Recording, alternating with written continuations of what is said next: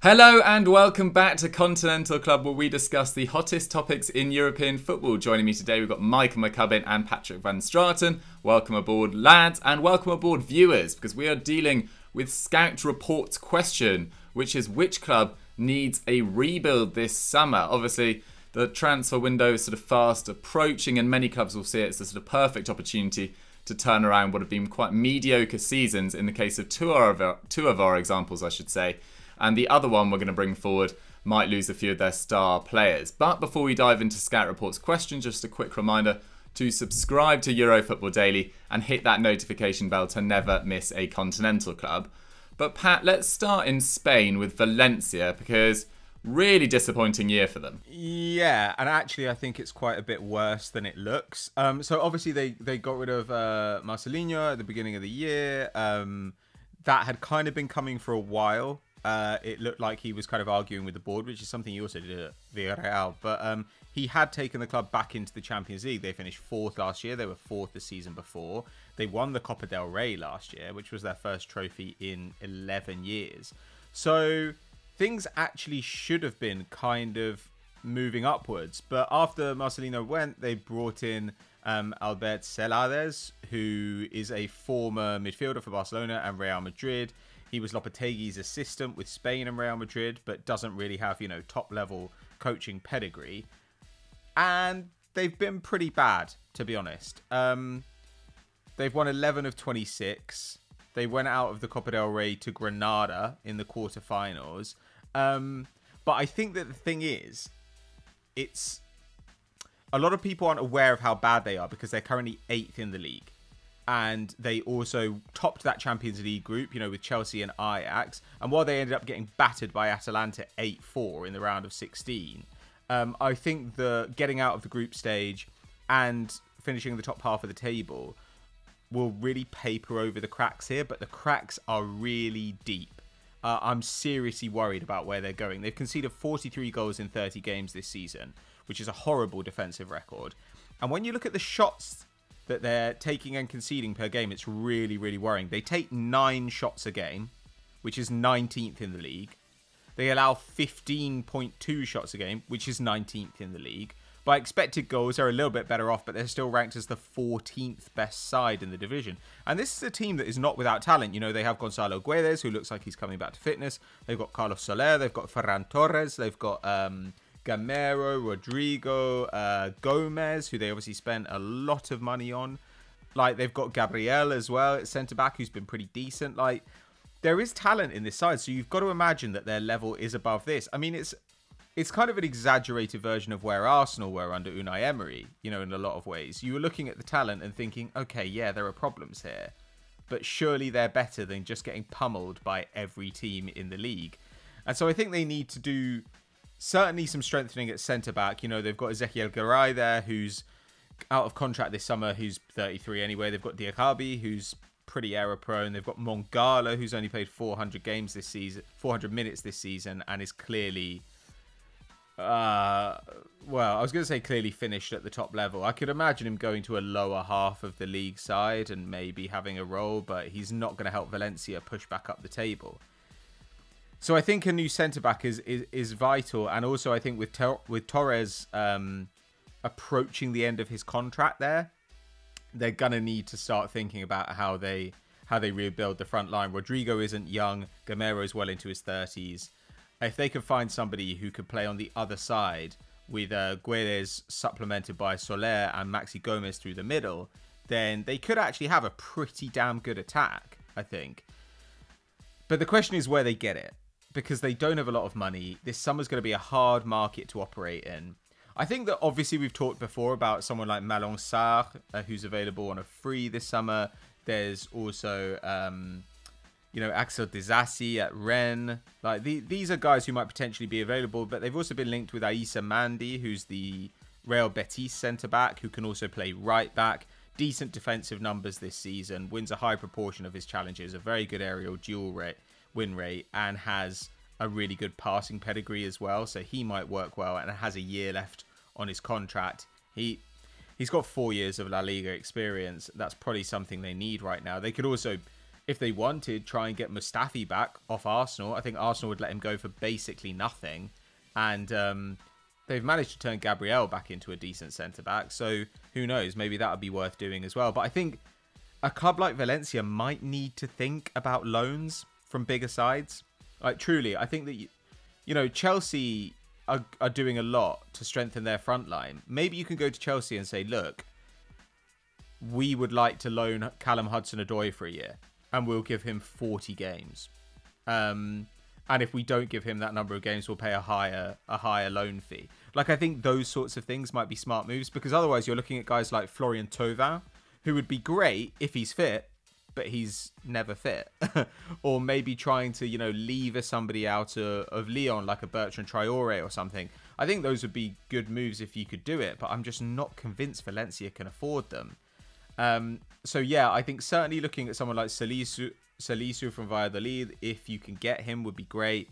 Or Disasi from Rennes. But otherwise, I really, really worry about them, because they've allowed things to go so far that I think they're in serious trouble. And unless they can say sell Torres this year to avoid him leaving on a free next year for a big fee, then I'm not sure where the funds are coming to rejuvenate this team. Yeah, it's certainly going to be really difficult in this window. And, you know, Danny Parejo has been so crucial to their hopes over the last few years. He's now 31. If Ferran Torres leaves, they might want another wide player.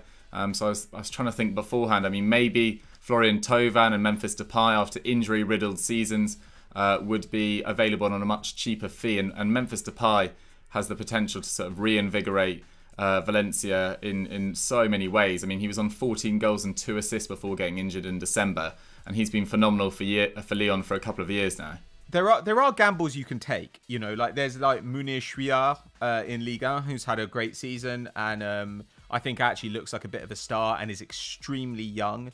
Like, you could probably get him for a pretty reasonable price, or go to the Eredivisie. I think, you know, going to the Eredivisie is a risk, but you do have a couple of good forwards, so it's not like you don't need to replace Rodrigo now. So if you get a guy who's like 19, 20, give him a go. You know, maybe an Ihataren, a Malan, Sinistero, though Malan and Sinistero have both had injury problems this season. If you were to go and get one of those players, then you would have time to bed them in, not have to rely on them immediately. And if they turn out not to be good enough, I don't think you'll have spent that much money on them. I think that those are probably good places for them to look, because if you allow your squad to, you know, get old without being reinforced, then at a certain point you kind of have to say, we just have to gamble. Like, they have no choice but to gamble. So you could even go to like Sassuolo and try and get Domenico Berardi or something. Like, he's a guy who is no longer as highly rated as he was, because he's several years older and he's had some injuries. But he looks like he's already a very good contributor in a top league. If you could go and get him for like 20, 25 million euros, which I imagine you could, then that would probably be enough to improve your side enough to give you some time to make the requisite changes behind the scenes and around the rest of the squad. Yeah, for sure. I mean, when they sort of level out with their shots and shots conceded, you could see Valencia really getting in trouble quickly. And it feels a bit harsh to put too much blame at Saladez's door, either in his first big management job, but really need to improve, and quickly. McCubs, let's move on to Italy now. It seems like a slightly strange time to talk about Napoli, because they have just won the Coppa Italia, but they could have some sort of big departures this summer potentially. Yeah, it could be one of the bigger summers of transition at Napoli. And it's not like they don't have work to do. Obviously, like, this has been a strange season for them. Obviously, Ancelotti being fired in December. They weren't doing great in Serie A at that point. Obviously, they were in 7th. But then they had got through to the Champions League last 16, unbeaten. They'd beaten Liverpool in the group stages, hadn't they? So, yeah, you obviously had quite a significant managerial shift between Ancelotti and Gattuso, who originally wasn't doing very well, but seems to have kind of steadied the ship there before lockdown, and since obviously got their hands on the Coppa Italia, first silverware since 2014, so that will have done a lot to keep the fans and the hierarchy on side. And they're in decent form in Serie A now as well. They're back up to 6th. They won their return game against Hellas Verona, which Hirving Lozano scored in as well. Obviously, we were talking about him last week, so it's good to see him, making a claim to get back in the starting 11. And unlike Valencia, their underlying numbers don't look bad at all. They rank 2nd for shots, 18.3 in the league, which is pretty impressive given Gattuso's been there, or at least they've been playing under Gattuso for about, 3 months now. 4th for shots against as well, so not a terrible defence. But they are, I guess, relying on those older heads, aren't they? like Alan, Koulibaly, kind of keeping the defence in check. And then, Dries Mertens, who's just signed a new contract up front, and Milik. And 3 of those have been tipped with a move away. Obviously, Koulibaly's always linked with a move away.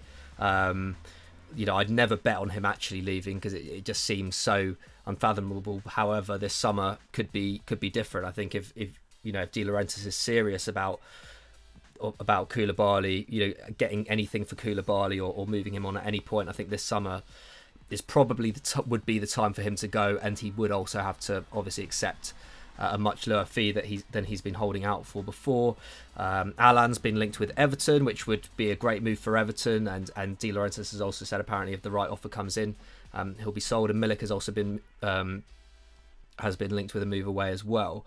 So starting with Koulibaly, obviously, almost an impossible guy to replace. He's been such a stalwart at Napoli over the last 6 years. 4.1 tackled interceptions, 59% aerial duel win rate, 64 passes a game, 90% accuracy. He's so key to the way that they operate. And I mean, they do have other centre backs, and obviously in Manolas, who they spent a lot of money on last year, Maximovic and Leperto as well. But they need to get someone in. And one candidate could be Marash Kumbula at Hellas Verona, only 20 years old, so obviously you've got him for a number of years if you do sign him. Hellas Verona have been very impressive defensively this term.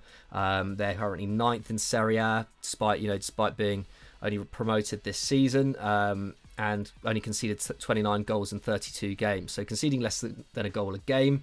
Only Juve, Lazio and Inter have conceded fewer. And Kumbula's been pretty impressive. 3.5 tackles and interceptions, 69% tackle success rate, winning most of his aerial duels, putting up a decent amount of passes each game, 37. Not, in a defensive side, that's not too bad. Lazio are apparently interested in him as well, and obviously they've been pretty solid at the back this season as well. So they clearly face competition for him. Lazio would probably be a more attractive option at this stage, at least considering their performance this season, and if Simone Inzaghi stays at the club, which at the moment looks pretty likely. Leals Gabriel is also a decent option, a bit more experienced at 22. He's also been looked at by a number of top clubs this season. Again, similar kind of numbers, but puts a lot more passes up a game, playing in a more attacking side. But yeah, so there's options there, but equally it's always difficult with centre backs, isn't it? Especially buying a young centre back to come in and replace an experienced player who's been so integral to the way that your side plays is always going to be a bit of a minefield. So you would expect, at least if they were to come straight into the first team, to see Napoli's defensive output drop off a little bit next season. But equally, I guess it's just one of those things that Napoli have to come to terms with. They've kind of been putting off transition for the last 2 years, and nothing really that good has come of it. Obviously, they did get the silverware this year, but as for Alan, I guess they've been kind of thinking about him moving on for a while already, because they signed Diogo Dem in January. Alan hasn't completed a full 90 since then. Dem has completed 4. Started against Barca in the Champions League, didn't he? Where Napoli actually held their own pretty well, and Inter and Juve in the Coppa Italia as well. And he's putting up decent numbers, not the kind of numbers that necessarily Alan was putting up before, but there's a lot of potential there. Obviously, 3.3 tackles and interceptions, 57 passes a game, 93% pass accuracy, so pretty excellent, to be honest. And then for Milik, there's a number of targets out there. Obviously, they've got Patania coming back from Spal, I believe, as well. Unless that is, I think that was a 2-year loan that should be coming to an end now, or is it coming to an end next year? I'm not quite sure. Correct me in the comments below if I'm mistaken. So I don't necessarily think they need a starting striker, considering how effective Patania has been in Serie A in the last 2 seasons. But if they did want another option, Fulham's Mitrovic would be a great shout. He's still only 25, can you believe it? 23 goals and an assist in 35 games this season in the Championship. Obviously, his output when he was playing in the Premier League wasn't quite at those heights, but especially if you're thinking about just kind of strengthening in the centre forward positions rather than necessarily having someone come in and needing them to score 20 plus goals in a Serie A campaign, he'd be a more than worthy backup. It's just probably more a matter of whether they'd be priced out by other suitors, considering the kind of financial ramifications of Serie A this season, and I guess how much they can get for the likes of Koulibaly and Milik. So yeah, I think with Napoli, I think the main thing is, unlike Valencia, I don't think there's too worrying signs, but considering the upping of quality of teams like Lazio and Atalanta and Inter Milan, it does seem harder than ever now to get a Champions League place in Serie A. And I think Napoli sleeping on some of these areas which could have been rejuvenated in the last 2 years has probably cost them in the long term. So I think whatever they do this year, I can't see them getting back into the top 4 next season. But I think they just had to kind of view it as having a little bit of a clean break with some of these players and building for like the next 5 years rather than focusing on what they want to achieve next season. Yeah, I mean, it's quite exciting that they could have, if Koulibaly leaves for 80, Allen for 50, Milik for 50, that's a hell of a war chest to sort of redesign your side. I doubt all 3 will leave this window. I would have thought Allen and Milik are probably the more likely than Koulibaly, just because of the funds it will take to get Koulibaly out of Naples. But yeah, I mean, they're still 12 points off the top 4, Gattuso's men, so there is definitely work to be done there. But he is in pretty good, as we said last week, in a pretty good place right now, having won 6 of his last 7 Serie A games. But let's move on to RB Leipzig, because unlike Valencia and unlike Napoli, they've actually had a very good season from what they would have wanted from the campaign. But Campbell Carley 13 put it in response to my tweet out on Wednesday, saying how can they move on from their stars? So they don't need to rebuild their whole squad in the same way that Valencia or Napoli might have to do. But they might still have to, replace some of their stars. And it wouldn't probably be the worst idea either, because their form actually this calendar year has been pretty worrying.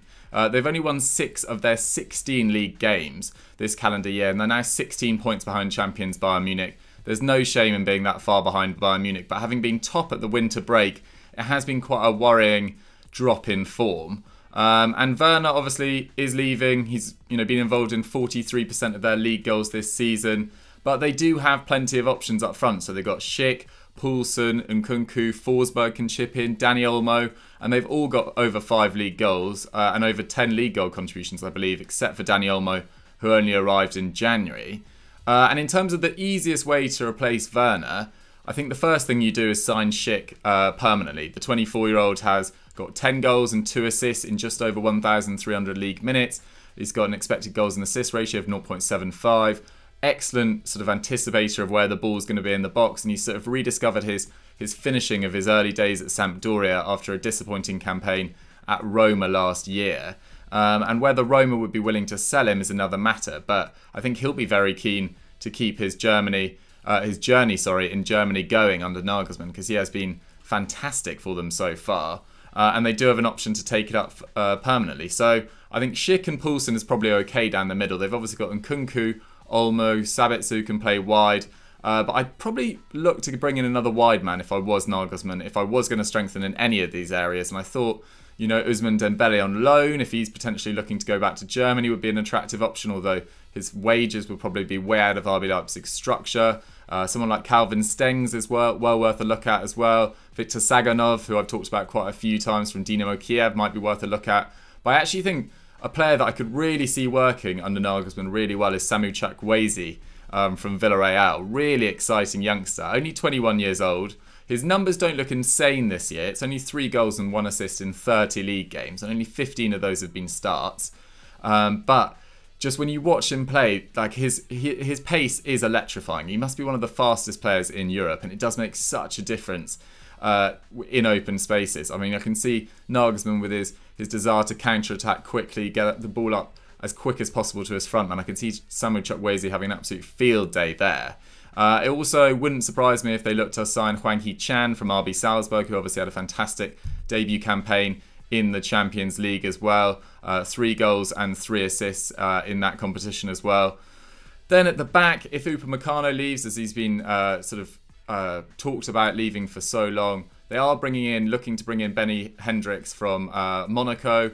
That agreement is probably in place from what I've read. He's only 23 years old. He can play at right back or left back.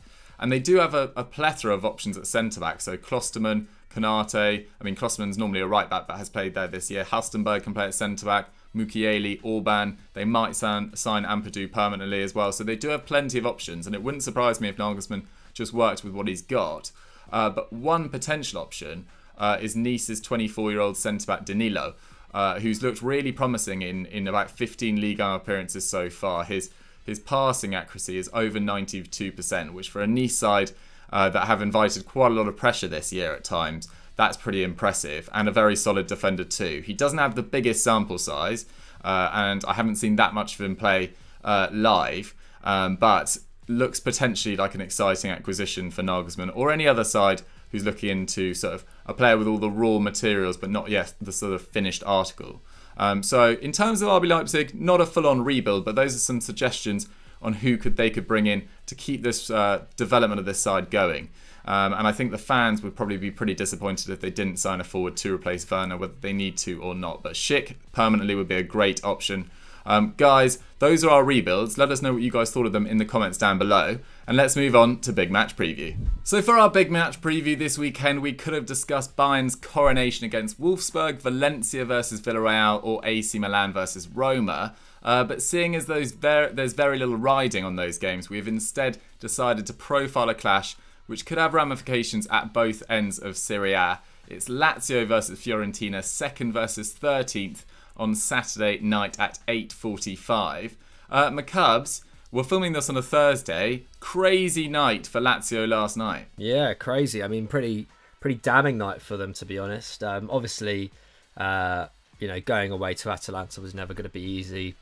One of the toughest games they're going to have all season, considering Atalanta's form this term. But yeah, I mean, it could have effectively ended their title hopes unless Juve slip up in the next few weeks.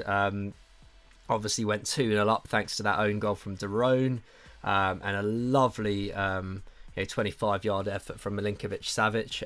But yeah, Atalanta came back through Gossens, screamer from Malinovsky, and then Palomino at the end. But only their 3rd league defeat of the season. So massively demoralising for them. And yeah, I guess they'll be hoping to bounce back on Saturday night. They couldn't really have any complaints as well in that defeat to Atalanta. They obviously took that 2-0 lead early on, but they were dominated possession-wise, only had 39% themselves. Atalanta also took 24 shots to their 6 and 7 on target to their 3. So the XG ended up reading 2.3 to 0.6 in Atalanta's favour. So clearly the inferior side. Perhaps kind of protecting that lead from early on kind of skews those stats a little bit, but nevertheless really struggled to get a foothold in the game after those early stages. So yeah, like I said, Juve now 4 points clear after they beat Bologna 2-0. And yeah, Lazio now had to kind of contend with bouncing back from this, having been unbeaten for 21 games. Lazio fans shouldn't be too down about it, though. They've obviously still had an amazing season, easily their biggest title challenge in 20 years or more. Well, actually, no, I say 20 years. It is 20 years because they won it back in 2000, didn't they? And I don't think any of us would have really expected them to have been challenging this late, at least in the context of, say, Inter Milan, who who were definitely being talked up a lot more at the start of the campaign. And obviously they've been super prolific going forward as well, so they've been an exciting team to watch, especially on the break. Ciro Immobile's had another excellent season, 27 goals, 7 assists in 26 league games. Luis Alberto's also had the season of his life, hasn't he? He's contributed to 16 league goals in 25 league games. Thomas Strakosha's been excellent in goal. Joaquin Correa's been pretty decent as well, 7 goals, 1 assist in 22 games. So yeah, I guess it's just been one of those seasons where everyone's kind of clicked. And like we were saying before, I think if Simone Inzaghi does stay beyond this season, which looks fairly likely, then I think Lazio will be one of the more attractive options for potential signings this summer if they are going to dip into the market and try and kind of build on what's been such an exciting season. So yeah, I think I'd back them to come back to bounce back in this game. Although I think Fiorentina, as you're going to talk about, Pat, I think despite their league position, they do have a lot of really good players in that team and young players as well. So I don't think this is definitely going to be a pretty tough game for Lazio. Yeah, for sure. I mean, you talk about their sort of young players and Strakosha, Correa, well, not Immobile, he's now gone 30, but also some of that old guard at Lazio have really stepped in as well. Marco Parolo's been superb at 35, Lucas Leiva at 33 as well, Acerbi, I think he's 33 as well. They've been sort of stalwarts of the campaign. So if Lazio can, continue to use them effectively and continue to grow the squad around them, then potentially they could be a fixture in the top 4 for years to come. But Pat, as McCubb says, lots of talent at Fiorentina, but they haven't managed to put together a sort of respectable campaign by their own standards. No. I mean, this was a team that were kind of Champions League regulars about 5 years ago. But they came 16th last year. They're 14th currently.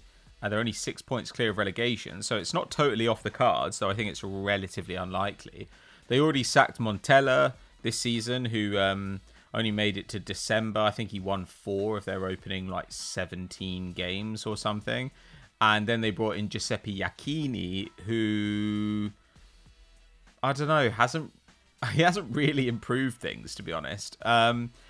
Before he was at Sassuolo, he was at Empoli, and they've only been beaten twice in 10 games under him, but they've only won 3 games. So, I mean, I'd probably not really... I don't know.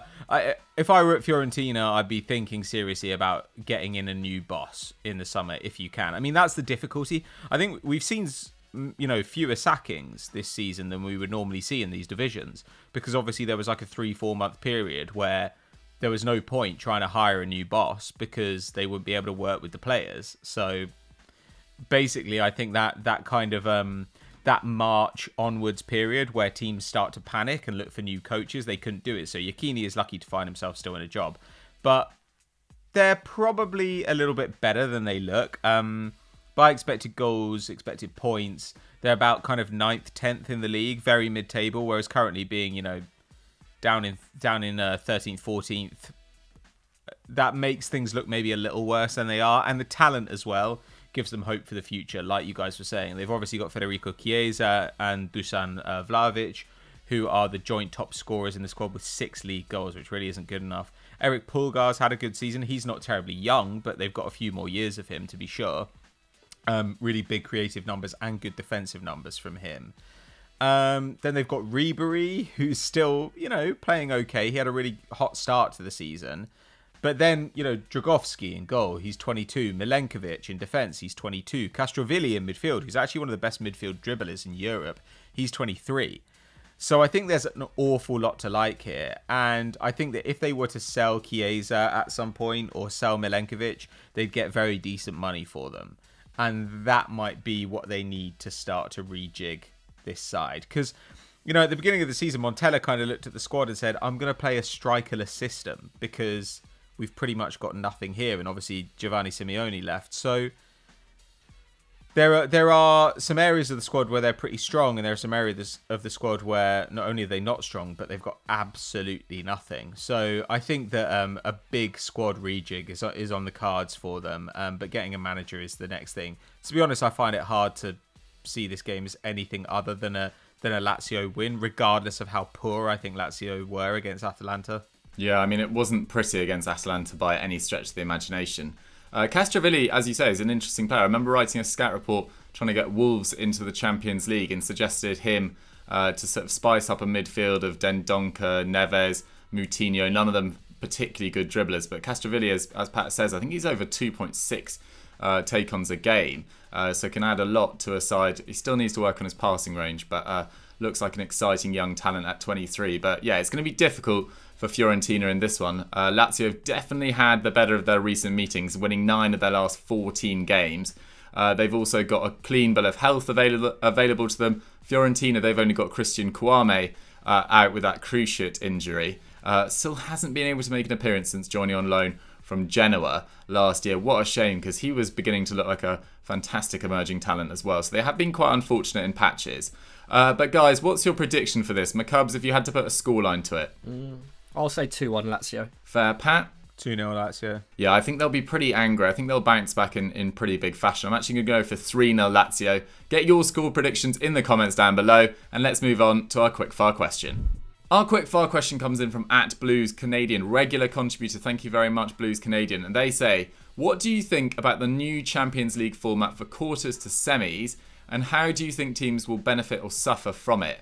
Pat, what's your opinion on this? Is it shoving it into a space of a week, I believe? Yeah, in mid-August. So they're going to start by playing the second legs of all the games which have already had a first leg. Then, as the tournament goes on, everything is going to be a one-leg fixture, because there's no point doing home and away given that all these fixtures are going to be played in Portugal. So, yeah, just one game for the quarter semis and obviously the final, as usual. I don't really mind it. Like, it's just something you've got to do. They've just got to kind of get it out of the way. I think everyone's going to feel like it's a bit fake regardless. You know, it's going to be weird seeing teams win trophies that, you know, having started a week in the round of 16 and ending the week as Champions League winners is going to be very strange. Like, it's going to massively reduce the expectation and the pressure around it, right?